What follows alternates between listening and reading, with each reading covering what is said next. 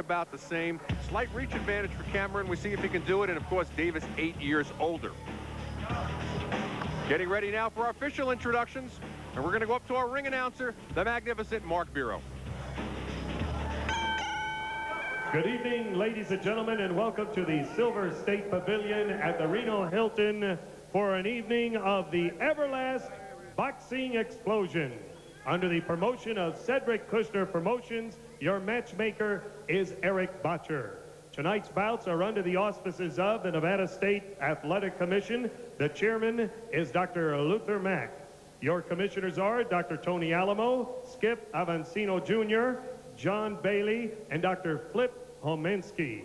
The executive director of this event is Victor Alegria.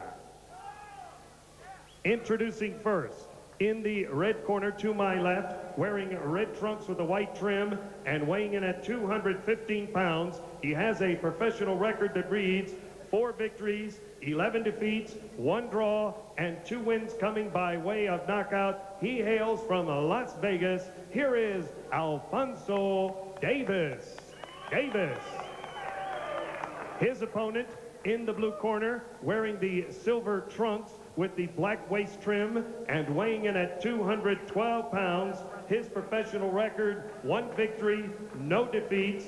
That win coming by way of knockout. He hails from Tini Roto, Gisborne, New Zealand, and hails now out of Las Vegas, Nevada. Here is Shane the Mountain Man Hammeron. 4 rounds in the heavyweight division. Okay, gentlemen, I've given you instructions in dressing rooms. You guys are professionals. Expect you to conduct yourselves as such. This will be considered a low blow right below this. This is a little low blow right here. You guys have any questions from the blue corner? Get that down below the belly button. Anything below this would be considered low. Get that down below the belly button. That's fine right there. You have any questions from the red corner? Protect yourselves at all times and obey my commands at all times. Touch them up. Go to your corner. Well, Kevin Barry starting right in with Victor Alegria there. He didn't like where Alphonso Davis's shorts are, Smitty. Well, that'll tell you that they expect Shane to go to the body early and often of Davis. Now, I think that was really not about, he wasn't worried about the body shots. That was a fashion statement. He thinks that he should be wearing them lower, sort of that hip hugger style. Cameron's been chomping at the bit to resume his professional career. He's only had 1 pro fight. He was victorious in that one in November of 2002. A very good amateur, though, Arnie. Well, and one of the things I was touching on a little bit as we were starting off here is the fact that Davis is a veteran of 15 pro fights, and that still, in spite of the fact that he's 4-11, gives him a little bit of an advantage over Cameron. He does, but I think what evens that up is the fact that as an amateur, Cameron was 48-8, 26 KOs, New Zealand heavyweight champion. He won the Oceanic Games and bronze medalist in the Commonwealth Games, so that may be the equalizer, but certainly as a pro, this gentleman has 15 pro fights. Not the greatest record in the world, but a good barometer for Cameron at this point. We mentioned Kevin Barry there. Kevin Barry, of course, the trainer of David Tua, stablemate of Cameron, both from New Zealand. And what kind of pressure does that put on a young fighter like Cameron to be in a stable with a fighter like Tua? I think it does just the opposite. He's gotten, I watched him his first day of sparring with David Tua, and you know, just the fact of getting in there against the Tua man on a weekly basis, I think is tremendous help for him. A lot smaller, of course, than Tua. He only weighs 212 pounds. Not exactly a big heavyweight by today's standards. No, he's not, and that he works hard. I expect him to go to the body a lot, and I know that that's what they want him to do to try to break Davis down. Alphonso Davis, his last fight was just this past April 26th, and he lost a very close 4-round decision to Willie Chapman. Same Willie Chapman that we saw on the Explosion just a while back. So Alphonso Davis capable of putting on a good show. Sticking his chin up in the air, he's wide open for the left hook. Davis is, if Cameron would go downstairs to the body and then come up with the head shot, because Davis is sticking that head up there. There's the body shot. There it is. Davis stopped 7 times in his 11 losses. So, as we said, nice barometer for the punching power of Cameron if he can take Davis out tonight. Wanting to keep him up. Go. And perhaps that was what Kevin was talking about. Kevin knew that was going to be the case. Nice right hand drops in there by Davis. For those. Davis not a big puncher, only 2 knockouts in his 4 wins. Then again, he's not a big winner, so it's hard to judge his punching power based on KOs. Both of these guys right now, not the greatest balance in the world, but Shane doing a better job of trying to break his opponent down. You can see he doesn't have much respect for the power of Davis. And perhaps rightfully so, but again, these are heavyweights and anything can happen at any given time. Always just one punch away. Let go. Nice right over the top. Punctuate the end of the first round, and Cameron smelled that he had Davis hurt.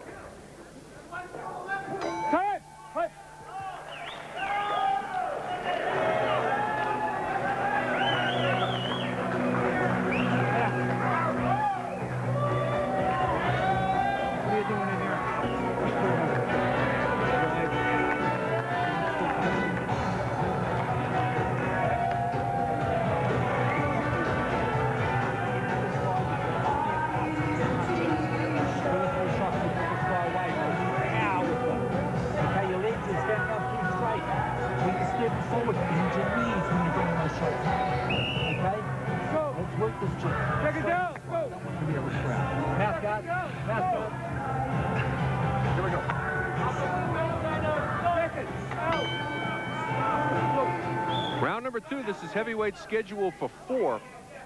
Young Shane Cameron, his only second pro fight, but had a great amateur career, as you were pointing out, Smitty. And I think you'll see Shane start to sit down on his punches, look for that left hook to start going to the body and the head.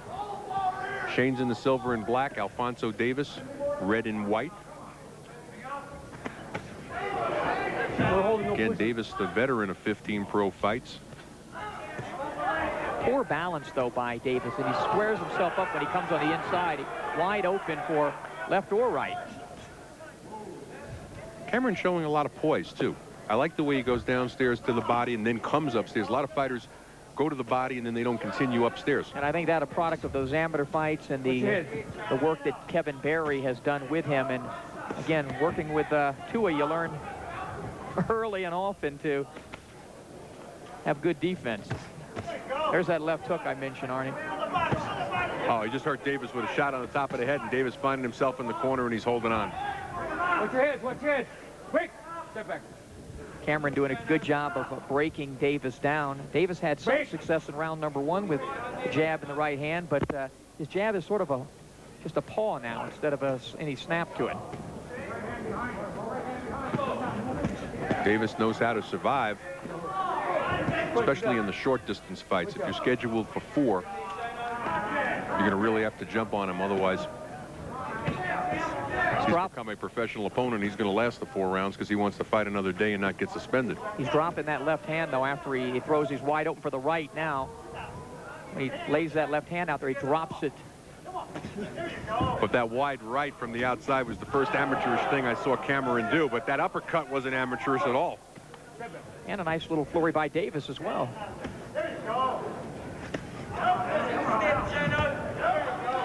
What kind of plans do you think they have for Cameron putting on additional weight? Yeah, they've talked about that. Actually, he's already put on about 5 pounds since their training setup is in Las Vegas, and he's already put on some weight, and they have a good strength and conditioning program Kevin Barry has implemented.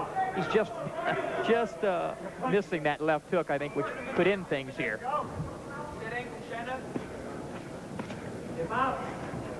And that hook off the jab, which is one of the tougher things to learn. It is tough, though. You're right, being a heavyweight that, you know, around 215 pounds. Interesting to think that 10 pounds more than Joe Frazier was, but so smallish in today's game. Big right hand there by Cameron. Nice right hand lead, too, and it was nice to see him throw that. Davis wobbly here, but appears to be able to get through the second round.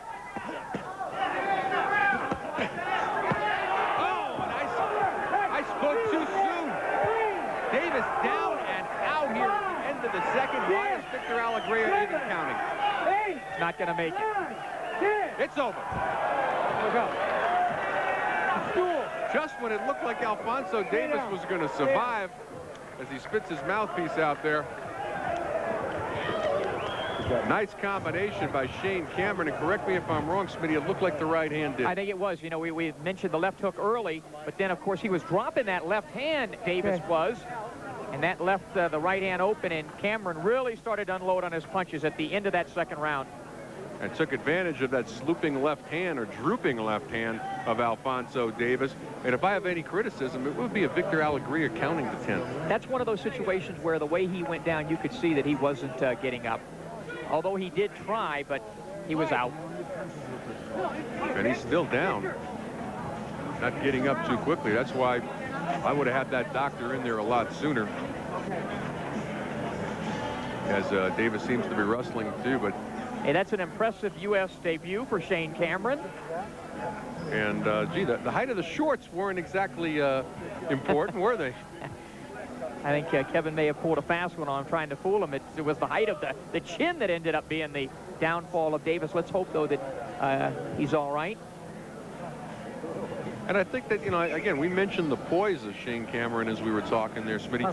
And first time in the United States, fighting in arguably the mecca of boxing, the state of Nevada.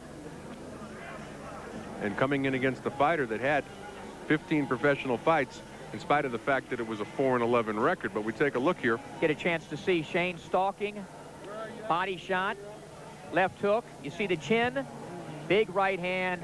Fortunately, that right leg didn't totally bend, or you could have had a real problem with not only the chin, but the leg. Watch this, over the top, and down he goes. And you could see right there that he was out. Watch the way he gets his body into this shot. Follows through and gets the KO. Any reason that you're aware of for why he hasn't fought since November of 2002 prior to this? Well, I think part of it was the transition that Kevin wanted to get him down to Las Vegas, implement him into the camp, and I know that they did have some fights that fell through for him, so I think it's the adjustment to going down to the United States, training in Las Vegas, and I think it's been good. He's still a youngster. He's only 25 years of age, so. And maybe the addition of weight, too. Maybe before he made his U.S. debut, they wanted to make sure he had that other 10 pounds on him. All right, finally up on his feet, walking around and going over to congratulate Shane Cameron on his U.S. debut is Alphonzo Davis. And we're going to get the official time of the stoppage from our ring announcer, Mark Vero. Ladies and gentlemen, the official time, 3 minutes, 9 seconds of the second round. The winner by knockout and still undefeated, Shane the Mountain Man Cameron.